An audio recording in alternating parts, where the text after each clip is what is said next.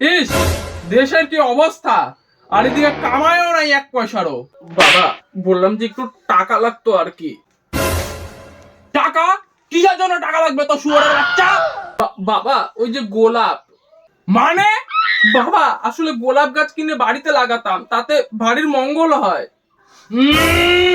বাড়ির মঙ্গলের জন্য তো আজ পর্যন্ত একটা কুটুরিও নাড়তে দেখলাম না রে তোকে। কি হয়েছে কি? এইভাবে চাচাচ্ছ কেন?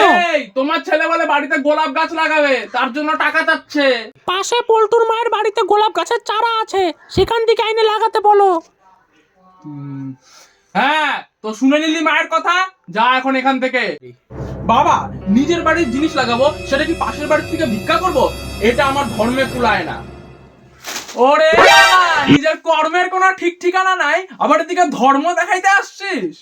আরে ওইসব দিনগুলো হয় না, যেখানে প্রেমিক প্রেমিকারা একে অপরকে গোলাপ পুতুল ওরে এইসব দেয়। বেটা, এদিকে বাপ মা মরলে তাদের ফটোতে রজনীগন্ধার ফুল দিবি কিনা তা সন্দেহ, আর এদিকে অন্য বাড়ির মাইয়াকে গোলাপ দিতে যাবি?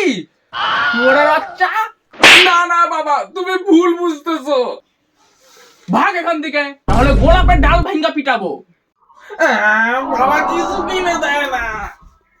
আজকালের ছেলে মেয়েদের কি বলবো, এই শুনছো, তুমিও তো আমাকে একটা গোলাপ দিতে পারো। ভাঙ্গা ডালে কি আর গোলাপ ফুল ভালো লাগে? চুপ কর শুয়োরের বাচ্চা।